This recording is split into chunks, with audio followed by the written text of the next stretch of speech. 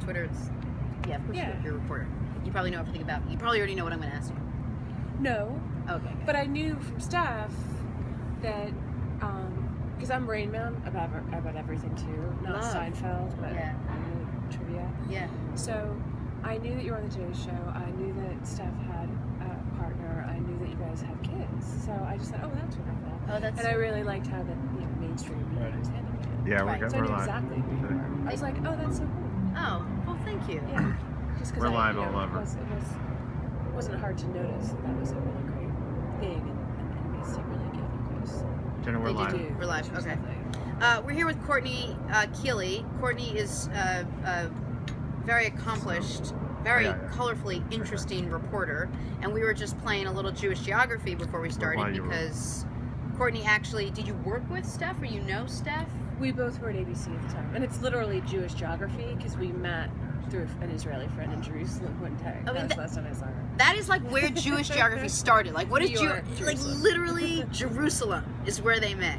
So this morning I was running through the guests on the show today, and I was like, Courtney, and she goes, Courtney Kealy? I was like, yeah. She said, Courtney Kealy? I said, yeah. She goes, wait, not the Courtney that I know. She reporter. I said, yeah. She goes, get out of here. I know her. So we talked about you. So I'm not as Rain Man with anything as much as Seinfeld, so I don't know as much, but she did fill me in a lot, and talked about how your body of work and the stuff you did, and she's like, ask her the following 15 questions. I'm like, you ask her the following 15 questions. I'm curious what they would be. Well, her first question that she, and I want to get into it, and I will back into it, and I'll ask you later. She was like, well, ask her what she thinks of them potentially moving the embassy to Jerusalem. I'm like, yeah, that's going to be my first question, Steph. That's really going to break the ice. I go, that's the difference between us, right? But we were just talking that you said you're getting over the flu, and I said, well, you have 2 children at home, like you have to be careful. When I first had the kids, when they were really little, I mean, I would wear like like if I had this, like if I had a tiny headache, I was like, oh, I better put myself in a mask. I don't want to. And now my kids are like 3 and 21 months, and we're like coughing all over each other, and then like wiping our noses, and it's 1 to 1 to 1, and you quickly adapt. Now, your children, it's your brother's kids, right? Correct? So I'm actually raising, along with my mother, who's a huge help, and was a mom, did get hazed by teenage boys, and my brothers and myself, a teenage girl, has been through all of that, has worked as a doula, was sort of the first person to be a doula in the city. So she brings the wisdom and the knowledge and the experience and the immunity. Like I just walked into it and was like, I'm catching every little sniffles that these kids are bringing home from school because I haven't had kids in school age. Right. And her best friend who worked in early childhood education and nursery schools said she hadn't caught a cold in 30 years. And I tend to catch so kids are like little petri dishes, and I'm all for letting them eat a little dirt to build up their immunities. But I had immunities to Baghdad and Beirut and certain kinds of completely like real insane stuff over there, and then I came back and I had no immunities to New York, the people, the attitude, the $6,000 daycare. I mean, honestly, the helicoptering, and I was catching every cold that was on their little fingertips. Wait, how long? So much time. How long have you been in New York now? 5 years, and I'm from New York originally. Okay, born in Jersey. Okay, which is a badge of honor. Yes. Raised in Wait, New York. You wear it well. You wear it well. You start off where when you were here? Before you went overseas? Oh, I grew up here. I lived here since first grade. So all of my early years, when New York was a rough or tough. Mm-hmm. And then when you wouldn't come to Hell's Kitchen and be like, oh la la la. Oh, except except when you were 14, like me and my friends, and be like, right, 14, you're so cool. Right. Yeah. Now it's sort of like, oh, it's pretty. Yeah, it's nice. I'm priced out of that area. I've been priced out of every neighborhood. I'm telling you. Worked in. So which job took you away from New York? I wanted to take me away from New York. And the first thing that I did, because I grew up in the 80s, in the Robert Chambers years, and the Studio 54 years, and the really rough and tumble years, the latchkey kids years. Right. And so I actually took myself to rural Ohio for college because I'm a nerd, to study English literature in Kenya. Oh my God. and photography, and they welcomed me with pen and paper in hand, which is pretty funny because nobody uses pen or paper now. Right, at all. And my camera. I don't even use a traditional camera anymore. So I wanted to be a travel. It was the wanderlust. It was the travel. It was the photography that started the passion. It was the English literature, the voyager. Yeah. Which was really interesting because when I was raised with privilege, and certainly didn't suffer any sexism. I played on the baseball team with my brothers. They expected me to keep up. But when I started studying English literature and I was studying the traveling, it's all men. Yeah. And I kept saying, I want to be there. I want to be that guy on the boat, that girl on the boat. Why is the only person in the story who's female the boat? Right. You know? Right. It's the sea, the immeasurable reality of the sea, and she was... So that's always kind of driven me. I wanted adventure, and so I also hometown paper, shot for the New York Times as a photographer. That was my big dream at 21. You shot for the New York Times at age 21? No, that was my dream at 21. Oh wow! I got there at 27. Even more. I mean, that's impressive. So, but the newspapers and everything was falling apart. That kind of old world. I came into it just as it was falling apart. You had to kind of be a nomad and work for a photo agency. So the big liberal arts illusions of being a photojournalist and all these sort of romantic notions I had didn't really meet the idea of paying rent or having a life. I went to journalism school. I went to Beirut because I wanted to go somewhere. You went to journalism school in Beirut? I went to journalism school, then in Columbia. Okay. And then I decided I'd go anywhere in the world where I thought I could start a foreign correspondent job. Okay. On my own, for adventure. Wow. So I'd gone on a C-5A to Russia once, big story in Russia, I hiked through. And this is all like young and dumb. Yeah. I mean, and then I know because I'm married to someone young who and did dumb, the same thing. You know, yeah, Steph was doing it all her friends, you know. Yep. Oh, I'm going to go to Erie Jaya and take pictures of these people that have never been seen before. So I did. Seems like a good idea. Yeah, and I had a fundraiser and all my friends drank beer and gave me money. And then I went and I shot a little film for MTV News Unfiltered. Wow. Which was my first taste of television. Okay. Tasted good? It's a powerful medium. It's a great medium. And once you start talking, you realize when you have things to say and when you're trying to get people to pay attention, sometimes you have to talk, not just take pictures. Yeah. Not just write. So I found myself in Beirut in 1988, 89, no, sorry, excuse me, 98, 99, and Netanyahu had just left as Prime Minister of Israel. They looked like they were going to have a peace process with Lebanon. Things were changing, and I stayed for 5 years, and I made my career. I still shot for the New York Times for a while.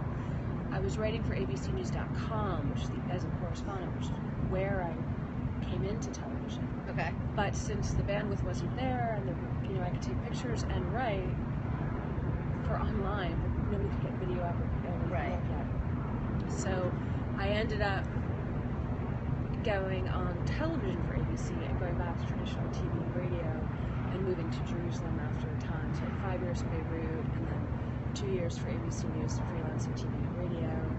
And the world kept, your point of view, going on, falling apart. But post 9/11, it was just like somebody cranked up our world, and it's like cranking up an old radio, So you were overseas. an old record player until it's going too fast. Yeah. I was overseas when 9/11 happened, and it happened to my friends. Personally, I felt like, okay, who's in the building? Who's not in the building? Right. This was my backyard. But not only were you overseas in a volatile area, where people were treating me so well because they all knew what it was like to have their city bombed and under siege and not be at home. Everybody here was saying, get out of there, and I just was so conflicted. And then I decided to stay the night the U.S. started their bombing campaign against Afghanistan. And I stayed till 2011. In the Middle East proper with different bases. I was based out of Beirut, and I was one of the first Americans to be there after the travel ban. Then in 2003, I was based in Jerusalem for 2 years. Then I was based in and out of Baghdad for Fox from 05 to 09. Then I went back to Jerusalem as a base from 09 to 11. But I also did things like the World Cup in Africa. You what? I did the World Cup in South Africa. Oh, you did? Wow. Yeah, it was very out of body. Yeah. You know, that's clearly offsides, because all the guys were really jealous in the office back here. Right. It was the first time they understood what I was talking about, so they were really ready to pounce. Okay. Because when I was doing Hamas or Hezbollah or Al-Qaeda in the Arabian Peninsula or what was going on in Baghdad, they couldn't really try to take me apart. So it was really great. I remember saying, no, it was clearly offsides. Right. Maybe. You know? No, it was. Question mark. But it was really funny, like having to, that was the one time I had to really, like, get my backbone going, was covering sport. Did you feel safe the whole time you were in the Middle East at this time? No. I don't think I ever felt truly safe. And there were times where I knew that I was only safe as far as my luck would go and my security detail. Yeah. It's funny, I'm an introverted extrovert, and as far as an adventurer, I'm someone who tends to be the most careless of people. I understand. Yeah. So I was relieved when I stopped taking photographs, because I had to be closer to take pictures. I'm more in danger, and I didn't have medical insurance. They'd say, well, stop when there's live fire. That's crazy. You're not going to get the picture. Yeah. You know? And if you're truly a journalist, you actually go towards live fire. Right.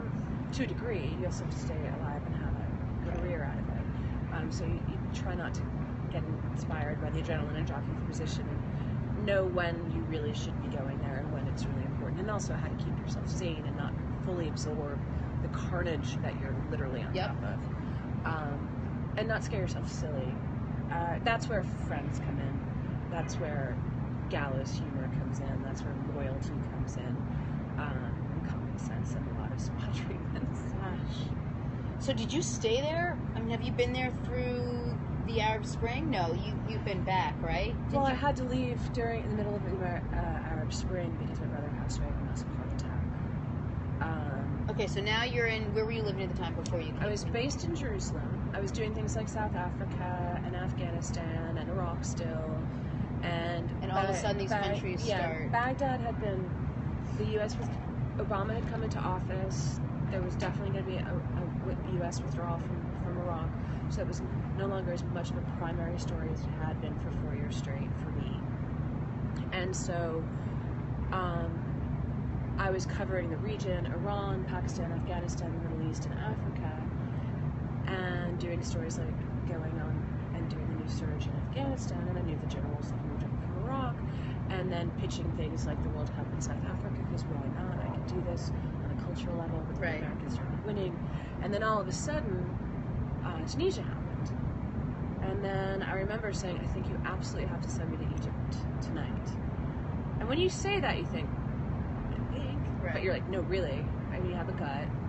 And the next day I was in the middle of Tahrir Square and tear gas with people taking over the square. It was incredible. And then I was in Libya.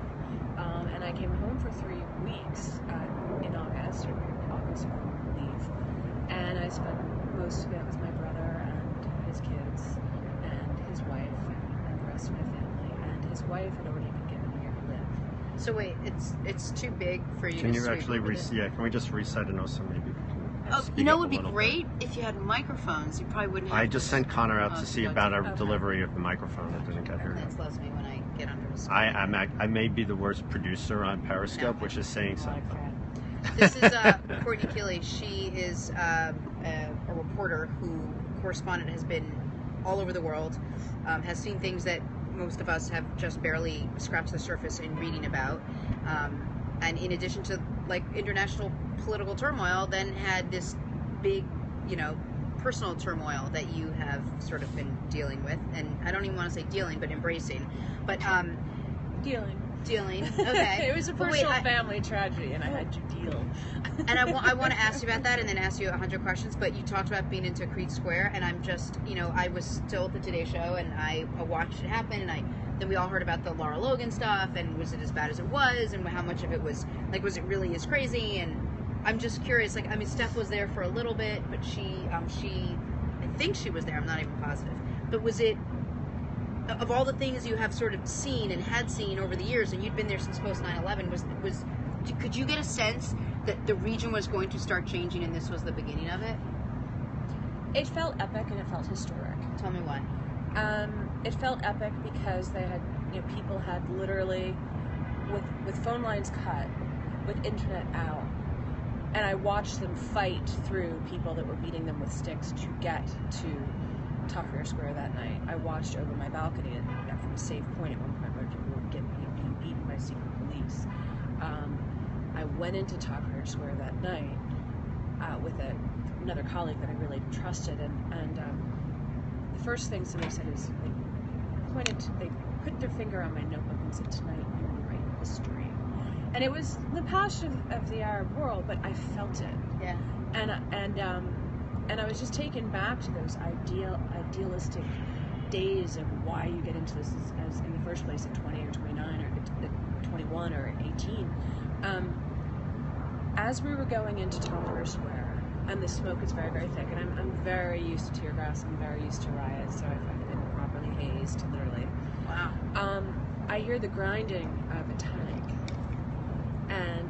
and I know well enough to have the, oh no, And this is at night? No, it's at night.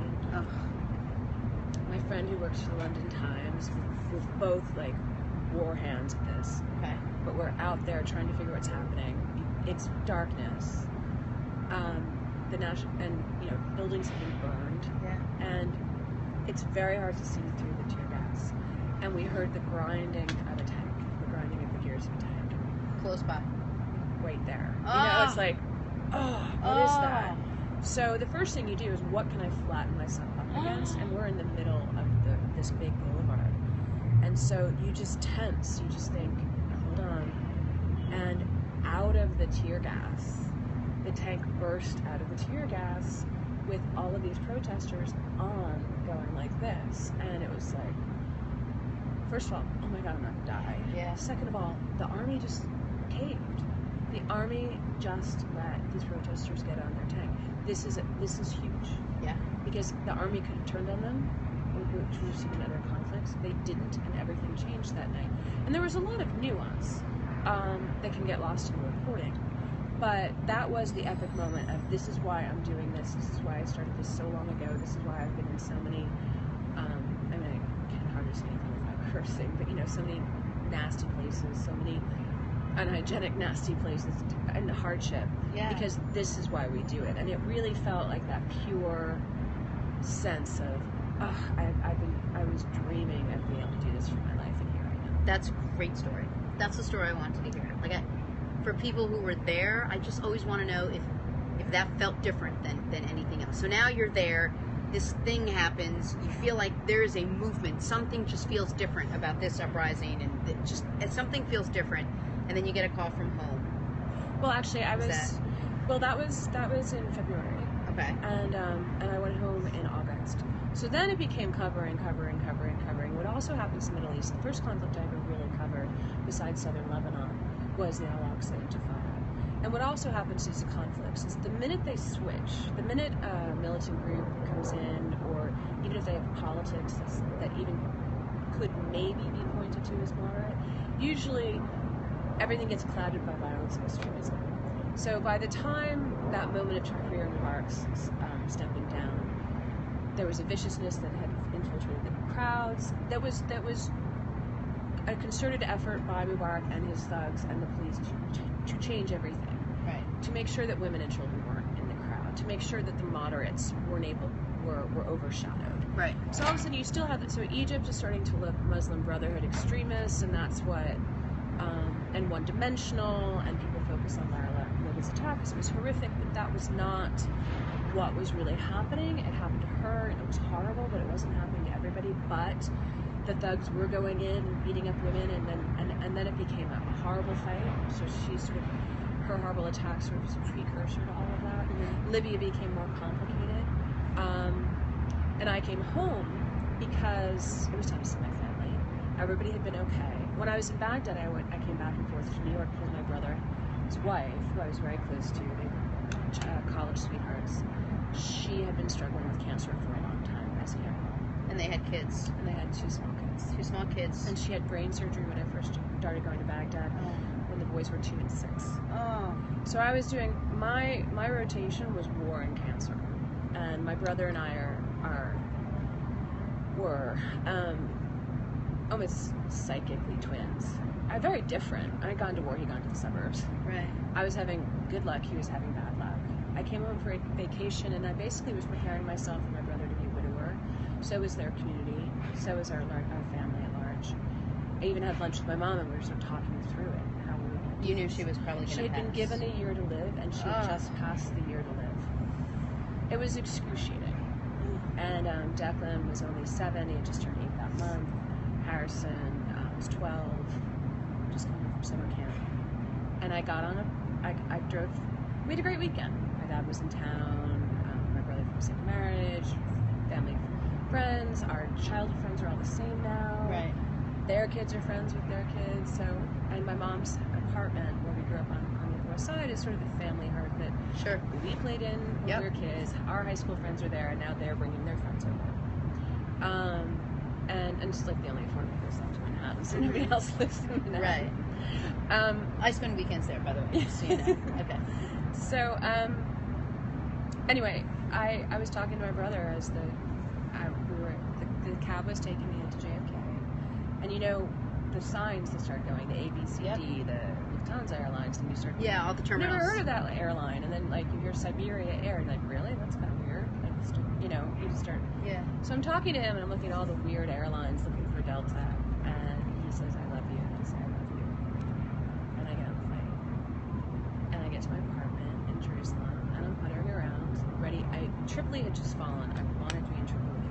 I was ready. Okay, so you're in Family Tripoli. was okay. I checked into the family. Like everything's good. I'm about to push my editors to get me to Tripoli as quickly as possible, where I've been before, Right. in Libya. And I see a missed call from my mom, and I think that can't be good. And I pick up the phone, and as everybody that we know, hundreds of people were expecting that call, the call wasn't that Kara had passed. It was that Sean died. Sean's your brother. Sean's my brother. Sean died when I was flight back from Jerusalem. How? Of a massive heart attack in front of his wife and children. So to add the trauma on trauma on trauma. She has cancer. She just passed her year that she had to live, and he dies of a heart attack in front Massive, of their 2 kids. movie style, shaking heart attack, falling on the ground, non-responsive. The boys called the paramedics. She was really suffering because she had a tumor wrapped around her brain, so a lot of issues with that too.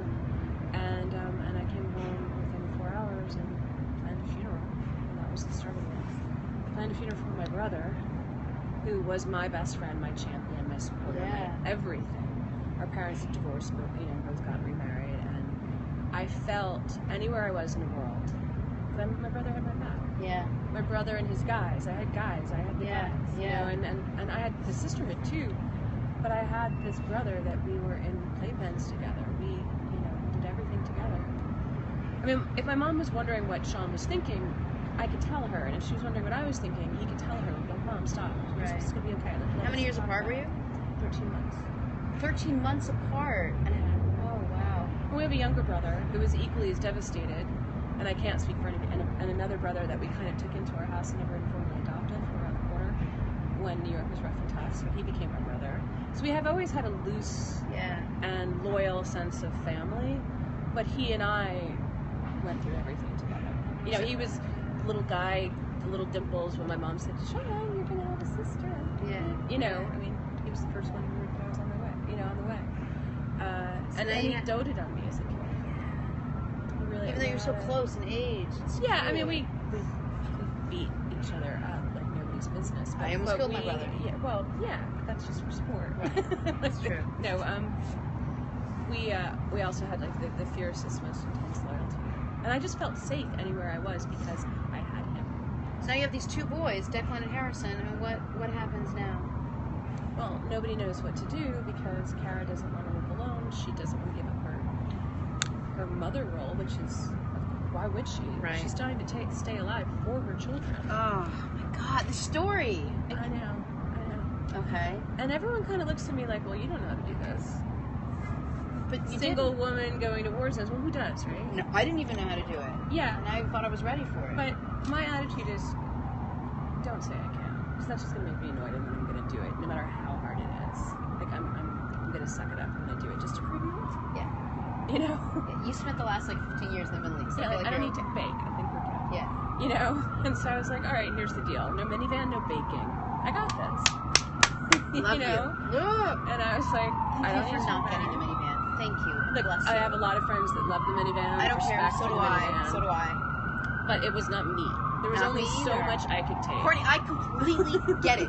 I couldn't get it more. It's like, ladies and gentlemen of the suburbs, you're all wonderful people. Love you to death. I love the fact that you're loyal to my mother. So much. To my family. All of it. I know I freak you out. Yep. And I don't know why, because I'm so teeny tiny different from your worlds. Yeah. You know? Just a little bit. I'm not even that different. I'm just not married. Yeah. Okay. And I don't want to live in the suburbs. But my God, that was a huge threat. Like, she can't be a mom. She doesn't know how to be a mom. You know, has she ever been around homework? No. And for a reason. It's tedious. I had chosen a really friggin' extraordinarily exciting, amazing life. And you chose it. Yeah. Okay. And then Were you at came Al home. Jazeera at the time? No, I was at Fox. You were because Fox at the time. The flip side of Ales was that he was an incredibly loyal person. So I knew he would take care of me and my family, so I stuck with him. Okay. We've heard all about the sexual harassment issues and why he had to step down, but there is a side to him that many people only saw the side of loyalty. There's a lot of people at Fox that would have never saw the sexual harassment. Yeah. I came home from Baghdad. He'd be like, I mean, if he asked me a personal question, my life was an open book. It was personal anyway. So he'd be like, so are you managing to see anyone? Well, everyone asked me that, and I would just laugh. I was like, I'm good. Yeah. I got like 20 special forces guys, and I'm the only woman. I would joke about it. Yeah. Like, Baghdad, beautiful. Like, the odds were good and the goods were odd. So it wasn't like Interesting. he was asking me for, my life wasn't personal, it was public. But the other thing that was so public was my family situation. I never ever knew how dire it would get. I never knew that, and they stepped in. They said, when are you going back to Jerusalem? I said, I'm not. And their jaws kind of fell to the floor, and they said, but your stuff. And I said, I'm not going back. I'm not getting on a plane. I cannot be on a plane for these little boys. My mom cannot. She can't endure 24 more hours of me flying there and back. Right. It's not okay. It's like the knowledge of trauma and PTSD came in. Right. That's not okay. That's not going to be okay for them. And Ale supported that and supported you. Make sure she gets whatever she wants. And then I got a great job as a national radio reporter. And while I was dealing with the worst kind of tragedy, because Kara was dying and she died 18 months later, and I raped them.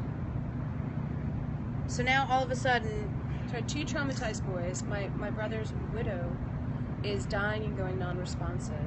There's only so much I can do because legally I have no rights to butt in on this, only as a sister. There's another family involved. Tragedy brings out the worst and best of people, so we saw a lot of the best and a lot of the worst. right? And I just started advocating for the boys and not really knowing what was going to happen next. Except that they were going to lose their mom too. And it's just bone-crunchingly painful, of the kind of pain you would never wish on anyone in the world. You lose both parents under the age of 13. That is really terrifying. Traumatically, and then slowly, day by day, hour by hour, over 18 years after that. So, yeah, I was willing to do anything that I could except drive a minivan. Listen, People I were don't threatened blame by you, me. Courtney. I'd do anything for my brother and my sister-in-law. Except drive a minivan. Except drive a minivan. I get that. I'm the same way. Definitive boundaries. I mean, if you told me that after all this you decided to buy a minivan, I'd be like, maybe she was an okay guest. Like, she wasn't the best guest. She was okay. She caved.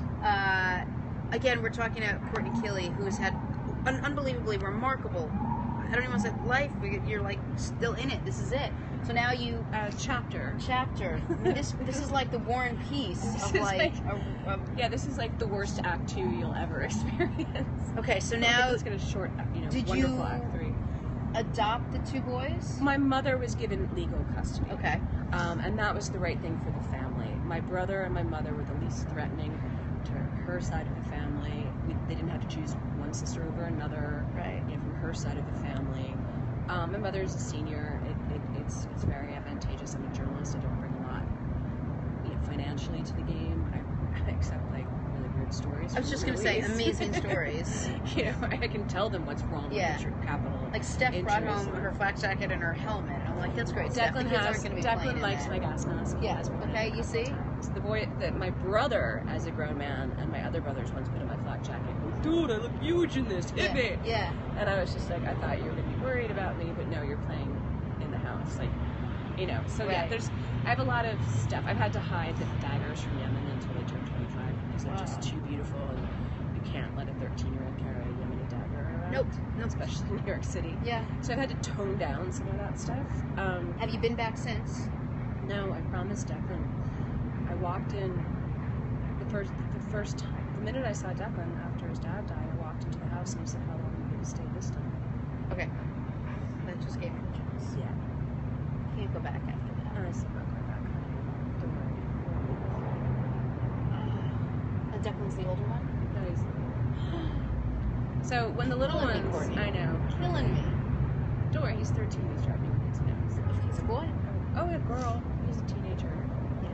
That's where I'm like, all right, I really pissed somebody off in my former life because they're having so much schadenfreude with me. They're enjoying this so much, like teenagers. So gosh, wow. So now, what are you doing now? Well, so then Kara was passing away. This is imminent. 2013. The boys were finishing up at their school in Westchester, and we all moved to New York, and I landed a job at Al Jazeera America, which was going to enable me to continue all of my foreign policy and all my keep my love and interest and passion for the Middle East alive, which it did. Plus, from what I understand, they were like didn't fully understand how it all worked, and they were just going to be giving a ton of money to reporters to come in and work.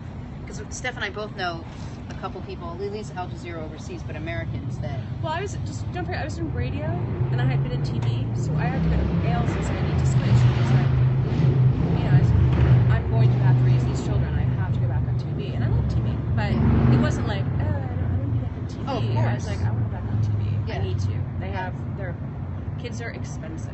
Yeah. And TV has its own great part of the medium. Like I also just do love radio. I still like taking pictures, all of that. So, but with Al Jazeera America, first of all, I didn't know how much money they were going to throw around.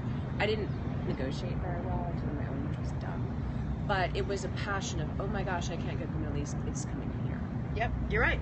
It was really, really hard to get a job there because everybody wanted a job. Everybody was tired of it was new, starting. So they were inundated. And I landed a job. So we moved here. I landed a job. Harrison started high school. Declan started school here, and our new life began.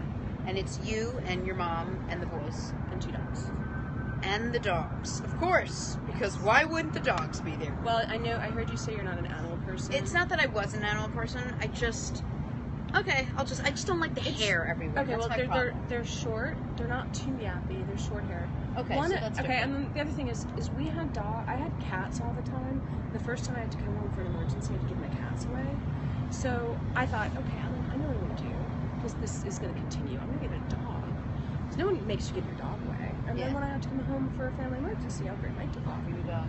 Then when I was in Baghdad, we kept having dogs as pets. Our whole, I'm sure Steph told you about the dog that we gave him, Fox. No. And it got a new home in America. It was on GMA. We had all these dogs. People kept shooting the dogs. Why would you shoot the dogs? Because compound with our own little mini militia protecting us, not the green zone. So by the time I got out and I moved to Jerusalem, I was like, I have to get a dog. And I think it was like a cry from the heart. Sure. I need a dog. No, and it does. And help. I got one in Jerusalem, and when I brought El Matador home, very Jewish name. 2 things. Declan was the first. Well, I said I want a dog that connotes beauty and grace and artistry and the ability to kill. Shalom. I am El Matador, and Shabbat Shalom. And and Salam Alaikum. There you go. So I got him in disputed territory. Remember, 2 things happened when I got home. Declan, it was the first object thing that Declan could relate to. He hugged it. It was very much like I now fully believe in. Fully get that. In times of grief, everyone gets a puppy. Yep. And the second thing is I took it to the dog park and somebody said, oh, your dog's from Jerusalem, so it's Jewish. And I said, no, it's any religion. He's Palestinian, he's Israeli, he's Muslim, he's Christian, he's Jewish. And she said, there can be no peace. And I was like, lady. Oh my, come on. Get your chihuahua Was away it the from dog my park dog. here on It was 53rd Upper Street? West Side. Oh, Only, I know that okay. one, on Riverside. And I was just like, no. My dog is a Wow. dog of peace. Damn Love it. Love it. And then I just got another dog from Alabama. Because the boys on their anniversary. John from Cherry Hill's father-in-law's dog was named Kanish. I didn't want to interrupt Kanish. Kanish, but I figured that was worth it. Well, I was going to make him Hamoudi, which means sweetie in Hebrew. Oh, I like that. You knew that, Lance, right? Yes. And we, and then we just got another dog, because the boys really wanted another dog. Name? And this Lady Bear. Gotcha. She's from Alabama. Little boy. Little girl. Yeah. Lady Bear. Little girl. Little boy. Oh. Boys, my family like pig. Actually, they do, actually. Are you able to take a step back and now sort of watch things settle a little bit for yourself? Like, are you figuring out what the routine could be, what the next couple years could potentially look like for you now? Like, are you getting the pseudo-parenting, the pseudo-work thing down pat? I'm like, it was a starting tough couple to years. calm down. It was all over the place for you. Well, I mean, there's what was hard for me to really commit to was a schedule. Yeah. I love just taking off. And you You can't remind take me off when you of have kids. Carrie from Homeland. Like, how are you? You're like, I'm not bipolar. except you're not bipolar. I don't you sleep know? with terrorists. And you don't sleep with terrorists. But other than that, you But guys other are than like I'm twins. I mean, they're like identical. I have better fashion sense than Beirut, thank you. Yeah, she's wearing suits with heels. I can't. I know, and I understand that. actually was like, if she actually dressed that way in Beirut, she would have been drummed out by the entire, like, the fashionistas. It's really funny. By the Lebanese. They'd be like, get on your Louboutins, get away with your hijab. I know. Yes, they totally missed that part, but her intensity, yeah. And I mean, you know us, you know the tribe, you married into it. It's, you feel like by action you're doing something. Mm-hmm. So imagine how I felt last week. I am raring to go now that Trump is our president-elect. Tell me why. Tell me what you're going to do and how you were affected. Because you're going to need to fight. You're going to need to keep your wits about you. You're going to need to get your facts straight. You're going to need to not betray either side. It's going to be the forensics are going to be needed as much as the Israeli-Palestinian conflict, where there's no dialogue. If you say anything anti-Israeli, you could be accused of anti-Semitism. You know, it's very, very, very hard to show any nuance on either side. A lot of people don't understand the facts. Same as the Arab world, and then Trump doesn't truck in facts. He trucks in like Queen's rhetoric. Right? A big wall, it's going to be a big wall. I don't know if it's his lack of ability to articulate, or it's become a shtick, but that's not how you present as the head of the United States commander-in-chief. And the things that are coming up, the need to go live and explain what's going on and not be scared by him calling us the mass media and sticking everybody in pens, and at the same time needing to, at the 24th hour, being able to figure out what happened to his charity, where his assets are his investments still happening in Dubai. Why is this guy coming into the CIA? Why not this guy? Do we have anyone left in national security that's willing to take a place in this? What does it really mean in terms of foreign policy? When Assad says this, does he understand it? How is Putin going to eat him for lunch or dinner? I'm not sure, but I'm expecting it. Do you really unravel the Iran nuke deal? Can you? And then there's just so much from the dialogue that's missing that I know of because I've covered these stories like Stuxnet. Everybody keeps saying, well, Russia destroyed the election and then they're into cyber warfare. And I was like, we started it. We spun the centrifuges in Iran with Israeli control to the point of breaking, which helped us get an Iran nuclear deal. We did not just kowtow to the Iranians and say, oh, of course, after all these years of you chanting death to America and the 1979 Islamic Revolution, we've just decided to, curl up and say, you take it. But nobody understands that the secret Stuxnet virus, which was genius and should be an episode on Homeland, happened, or how it was done, with the help of the Germans. So the U.S. has been involved in incredible cyber warfare on an Iranian nuclear level that helped get this deal. I know that stuff. When you get too tired, it kind of flies out of the window and you get too emotional, as we all do. I'm the one that comes home and just weeps at the end of the day to get it out. It's exhausting. But I'm kind of like ready for a fight on my own turf. Like, not a fight like bad words and ill humor, a fight of, excuse me, let's get back to this. Excuse me. And I'm quite well trained right now with teenagers. It's like, oh no, excuse me. Right. And they just look at you. Are you covering Trump now? No.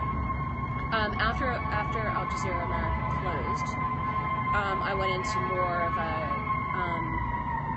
First of all, I just took some time off. Yeah. And thought, everybody gets maternity leave. I never got one. Yeah.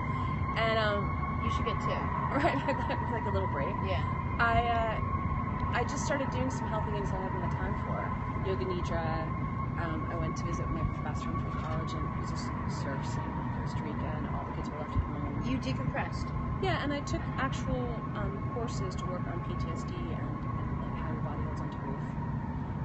I took a course with my friend's company, Yoga Fit. They have a PTSD for warriors teacher training, which releases your psoas. I've really come in my like one-dimensional level of knowledge on this. I feel like your body and your nervous system holds in grief and pain from the earliest ages, and you actually have to physically let it out. Which is not easy, and I think and you have to be people don't very realize close, because it's very, very scary. We're talking to Courtney Kealy, who's a correspondent who's worked in a number of different places, and just because of your work, I'm very curious now that you've taken a little bit of a step back to look at this. I wonder what is going to be the biggest problem, the biggest issue for us now. Is it going to be Trump's relationship with Assad? Is it going to be our relations with Putin and Russia? Are we going to get duped by this fake friendship? Is it the Iranian deal? Is it this fake wall that's going up with Mexico? Is it the banning the Muslims? Like, what is the first thing that's going to... The optics. Yeah. It's the reputation of this is the man that represents all of us, whether you like it or not, whether you voted for him or not. This is our president. And this is our president who has shown that he has not a lot of stamina when it comes to working hard, and that he has very thin skin when it comes to insults. And that he has a lot of chutzpah and bravado. But he really doesn't truly understand how the world works. And we've had presidents like this before. And I honestly, I'm not going to put up Obama as some great person in foreign policy, because his foreign policy didn't really do as But he surrounded himself with people who got it a little better. He was also even a little closed off for it, but it didn't. He, at least he was charming. He was a good father and a good moral figurehead for the country. His foreign policy is going to probably look good in the face of Trump, and Bush's foreign policy was left us with all of these problems. We opened Pandora's box with the invasion of Iraq, which, when there were no weapons of mass destruction. But I'd even go back to Reagan, what his kind of politics were, sort of movie star, cowboy, sort of round him up and get him out of here by sunset. And look at the Marine Barracks bombings, the U.S. Embassy bombings, the 80s. That's all a direct result of where we are now. A lot of people don't know that. I just do because of where I've been hanging out lately. Right. And I just feel like the combination of what I've been through and what I've learned in the places I've been, and the combination of being thoroughly hazed by kids and tragedy, we're spinning plates. And we're going to be spinning plates for a long time. We're going to have to be able to hold a lot of different thoughts in our head. And Americans seem to get very emotional every 2 or 4 years, and then go back into their little echo chamber. And even the idea that anyone who voted for Trump is just a racist is not fair. Right? And a lot of people who didn't vote for Trump, some people have told me that they hate the people that voted for Trump, and they think they deserve that they're not going to get anything from this actual, non-populist, greedy, in with the Wall Street guys. And I was like, well, okay, you can feel angry right now, but if you continue to hate those people that are disenfranchised in Philadelphia, even people in Wisconsin, we're going to have an even bigger problem 8 more years from now, or 4 more years from now. We've had this problem. We've had this divide for 16 years. Now we also have Trump on top of it, on top of the flagpole. But we're holding the flag. So that kind of stuff, when the going gets bad, I get angry and I'm like, bring it. So I want to get back to work. I know that the boys are teenagers. I know that they have all the support and the teamwork that we have in our family. I can't fix and take away their pain, which is the worst feeling in the world. I think that's the ultimate feeling of a parent. And mine was immediate and horrific, but I think that's the slow pain that most parents feel, from gestation to toddler, to the first fall, to the first stitches, to the first problem at school, even to the first heartbreak in the person they date. Mine just came in like the epic, horrible storm of everything. Of these boys have lost two of the most wonderful people I've ever known, and I can't do anything about it except try to remain consistent. And I'm an emotional person, but I had to learn how to find out ways. I was doing some boxing for a while, and right after my brother died, and the guy, I threw my first punch. He's like, "Ooh, you're good," and I said, "I have issues." You're like, I'm actually terrible. I'm actually, I don't even have hands. Yeah, like that was all emotion. But this was just full on. Where is God? Yeah. So Trump is kind of a known entity to me. I know some of the people in his cabinet. I know who's not going to play well with him. I know Assad. I know Aleppo. I know Assad. I know the players. I know Lebanon so well. I've met these. Do you know Aleppo? Gary Johnson doesn't know Aleppo. No, he does not know Aleppo. He doesn't know Aleppo. But we're not going to know much about him. We're not going to know much about him. Bernie Sanders seems to be on a victory tour of somewhat I don't know. Yeah. He's appearing everywhere. I'm like, Bernie, take it down. Let's Just go. like one notch. Just one notch, because I was never, Hillary was never my sisterhood of that's the one I want to be, or ever emulate. It got so hateful and so horrible at the end of elections. I was like, just let it be me. Let it be her. There's too much racism, and there's too much bigotry, and there's too much misogyny. There's just full on, furies of hate talk. Yes. But I can hold two thoughts. I'm not sad to not see Bill Clinton in the White House. Mm-hmm. I understand why people couldn't vote for either candidate, and I understand why people held those who voted for her. And I think that that's probably the most important, as a communicator, as an analyst, as a reporter, that I have to be able to put out there. I mean, I've worked for Fox and Al Jazeera America, and you cannot tell my reporting on either, and I'm really proud of that. If you took away the banner, besides the haircut, or whatever, or the color hair, the awkward stage of wherever I was in terms of my life, you still wouldn't be able to tell who I was reporting for. I live with Steph. I took Steph away from the life that you lived, which was not sure where you're going to be every day, not sure what political climate you're going to be in, not sure how dangerous it's going to be, thoroughly exciting, thoroughly terrifying at times, but being able to tell a story and be a true reporter. 90% of this country is not going to be able to go to the places that you guys get to go to and look at something and process it and then tell the story, and it's always going to be a part of her. She misses it. She loves being here. She loves being with the kids. She loves being a part of this family. But I see it when she watches what's happening around the world. I see that there's a part of her that wishes desperately that she could be back out there. It's never going to leave her. It is a part of who she is.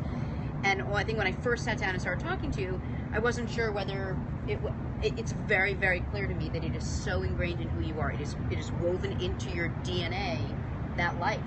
And somehow, some way, just from, I've known you now like 12 minutes, I feel like you're going to find your way back there. It has to. It's who you are. Well, on a different level. I have amazing friends who I just applaud and revere and just beam love out to, who are doing incredible reporting. Arwa Damon at CNN. She was that 10-minute piece she did in Mosul. She was trapped there for 48 hours. I was like, we love you, get out of there. But she brought the humanity of what was happening to the people there and the soldiers. She was like, I can leave.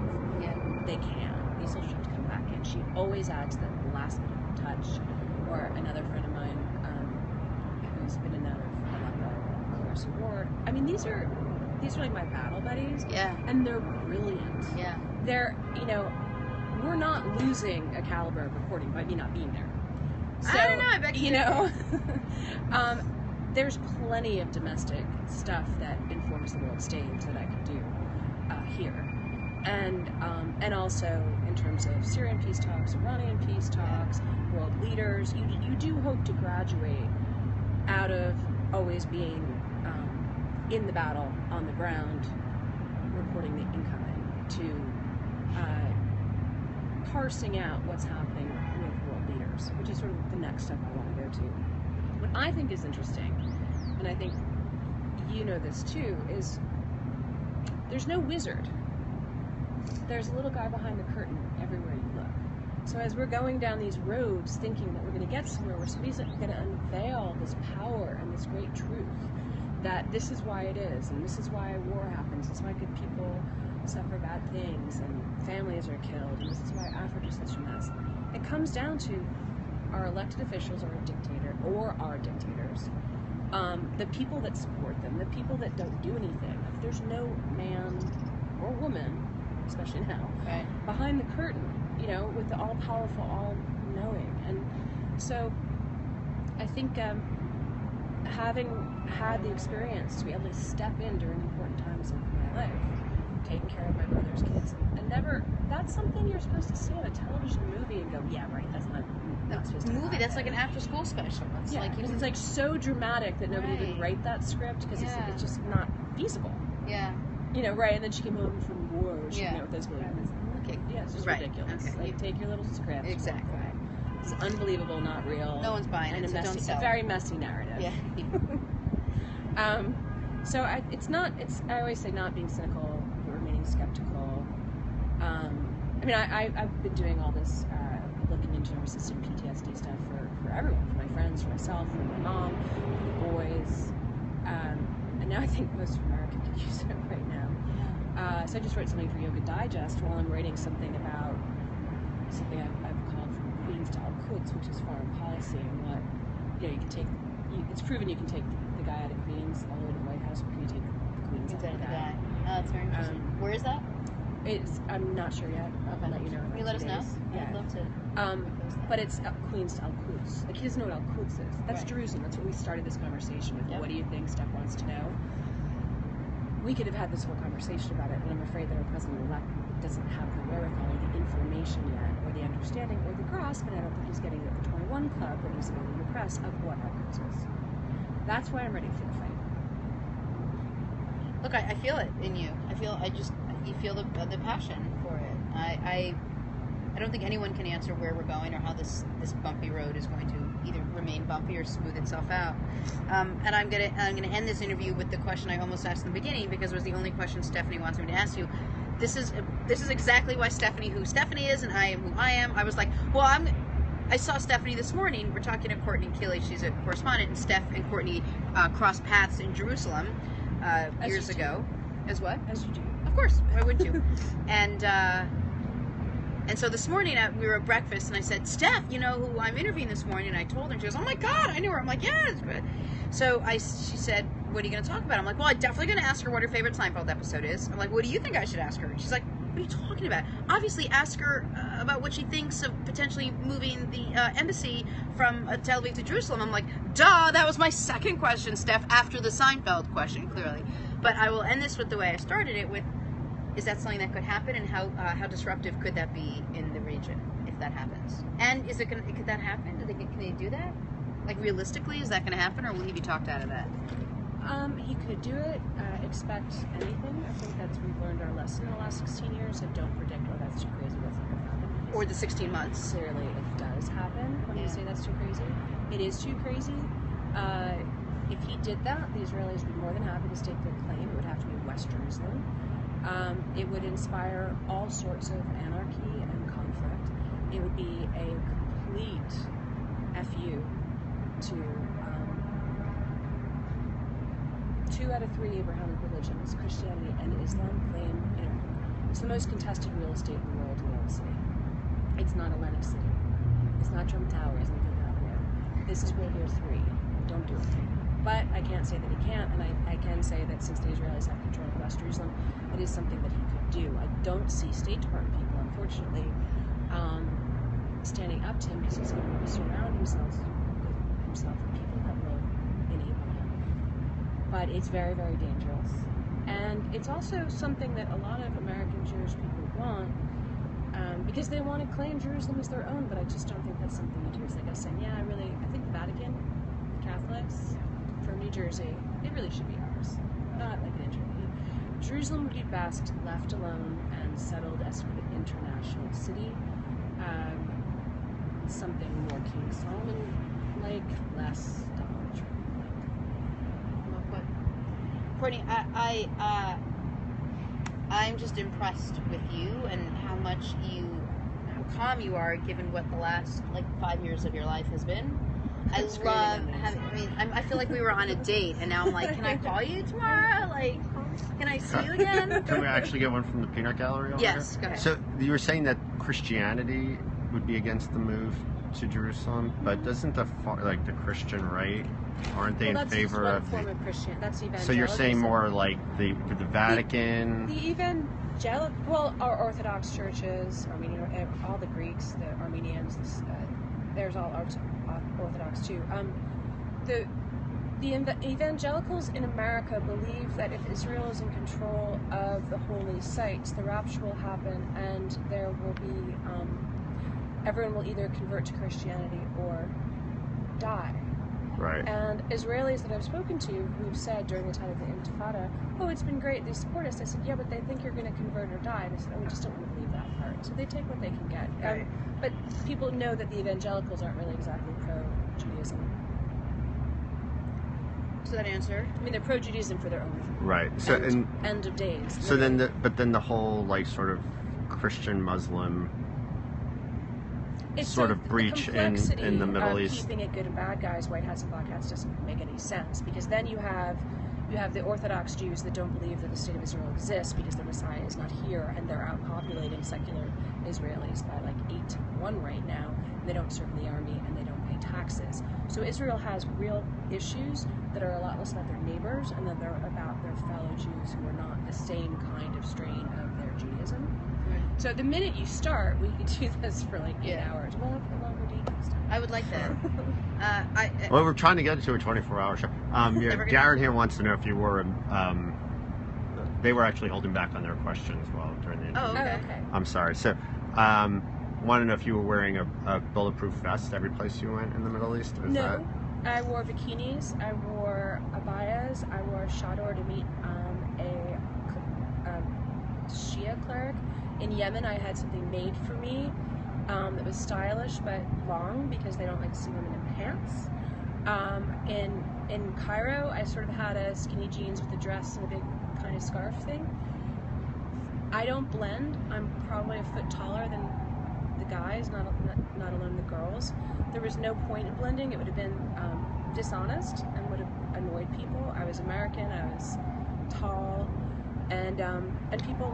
There's a certain hospitality all through the Middle East, and people welcome the stranger. So I just tried to dress as appropriately as sort of, Muslim chic, according to the strain and the place we were and what was expected, what was appropriate. It's like what you wear to your grandmother's house as opposed to your best friend's house, or what you wear clubbing, or what you wear to a job interview.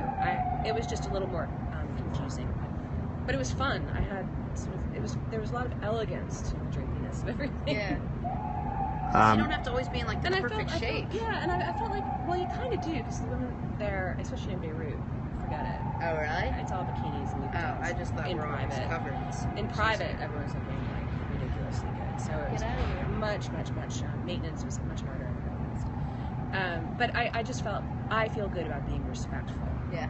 And so I felt, and then also not coming in and putting a sheet over my head when they're like, what are you doing? Right. Is that what we look like? I don't think so. Right. I was like, hey, do I look like you guys? How do I feel? And they're like, twins.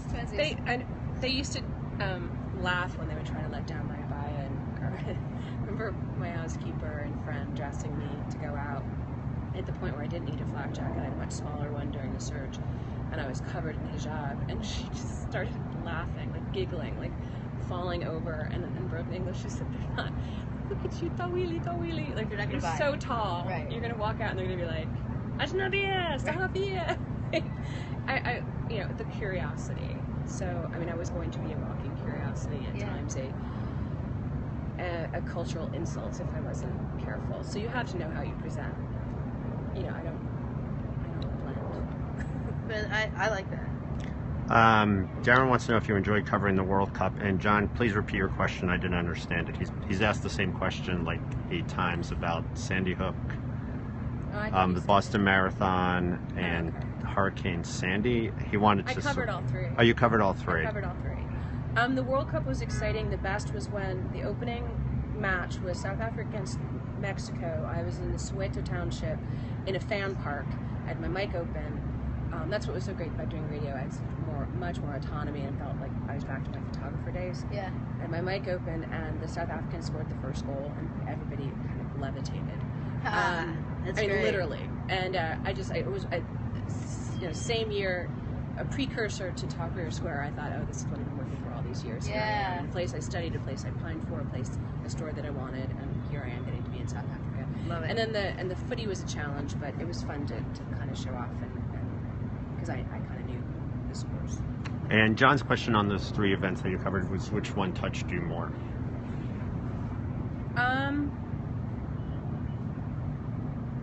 Boston Marathon pissed me off. Hurricane Sandy, I felt like I was doing a good job when I was in Staten Island. Nobody was there, and Bloomberg was saying he was going to have the marathon, and I was in an area where the National Guard hadn't come in. They had experienced it the worst. They hadn't gotten any attention, and I said to this guy, get on my radio, I'm going to go live. This is going to change within hours, and it did. A couple of us, this is why we did it. And within hours, National Guard was in. By the time I was home, I heard on the radio Bloomberg canceled the marathon, because it was like, cadavers were being pulled out of houses, and these people didn't have their medication, and it was horrible in this little pocket that people hadn't gotten to yet. So that was it was satisfying to be able to be that kind of reporter and get there on the ground. It was kind of shocking what was happening here, and Newtown shootings was the most soul-destroying story I've ever, in this beautiful small little town with these kids getting shot for no apparent reason, and the guy who was mentally ill didn't get the proper help that he needed, and he had access to so many guns that he could just shoot up like the quintessential Americana town, is not something you expect in your backyard. And telling those stories of those kids and just being there and the voracious need of the news, I didn't feel like it served any purpose.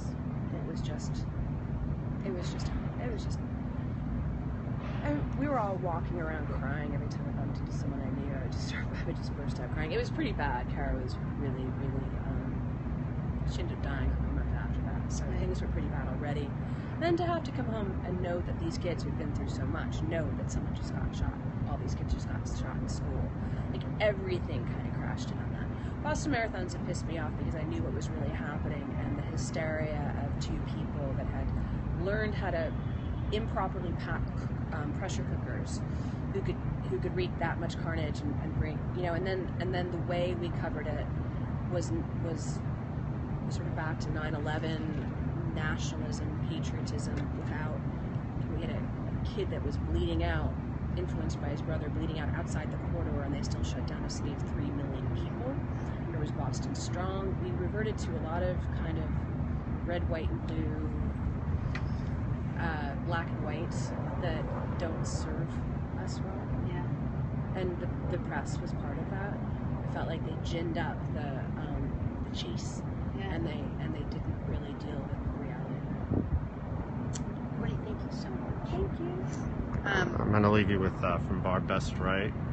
Yeah. Great guest, prayers for Courtney, her mom. Can't hear and you. Great guest, prayers for Courtney, her mom, and those sweet boys. They're so blessed to have her. Thank you. Beautiful. Thanks, guys. Thank you so much. Come back, because Hello. life changes like I'm right up this. the street. You what? I'm right up the road. Love it. And it's Easy. sunny. And it's gorgeous. I mean, we could do It's this. fun. It'll be mid-January, and I'll be like, tell me more. Oh, yeah. Mid-January, just wear scarves. That's it. And hats. And you have all of them, all the wraps and all the scarves. Yes. So you should well, be yeah, fine. we'll Full hats. Gotcha. It's Hey, Courtney a little Kealy. programming note for those Yeah. who are following. Our 2 o'clock guest is going to be on at 1 o'clock. Our 1 o'clock guest is going to be on 2:15. Okay. Well, I can fix my life in so many ways. I don't know who either of them are. Josh. Oh, he's coming? He's going to end up coming at 2:15. Beautiful. Okay. Oh, thank you. Thank you. Can we take a quick picture together? Yeah, absolutely. I didn't realize you were tall. I didn't realize it. Yeah. When you first really Not tall. like I'm not Fake like tall. I'm like a I'm not walking like 5'5". basketball player tall. No. I'm not like I can dunk tall. No, you're not dunking anything. No, I have cousins that are taller that have like 3 inches on me. getting it for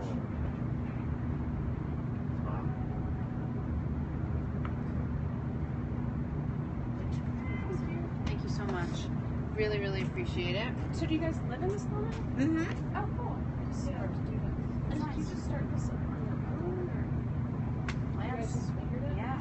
It's just sort of the next place the stuff is going. All last year. I've been doing vegetables. Yeah. Cheddar, full tea. Cheddar's doing a lot. Yeah. Yeah. And like the one I think it's like Oh, okay. Cool. Yeah, he wants to start a program too. This is every day. yeah, he's looking for TV, like TV. Yeah. Right. So that's sort of what we got going on. Just grab a camera line. Yeah. Alright, I'll let you go. No, just in case. Oh, in case you were like, I really don't like Stephanie at all. That was What's my that? trick. No, in case Just you in were case like, you were let me about to tell say you about something. Stephanie. Oh no, it's always good to know the mic is live. Yeah. Good luck with everything. If I thought the mic was remotely not live, you'd be hearing me just like after this. Yeah. Because I can't speak in full sentences. Gotcha. Well, you did an amazing job here. So How are you? thank you. All right, we'll talk to you soon. Take care. Ready, go.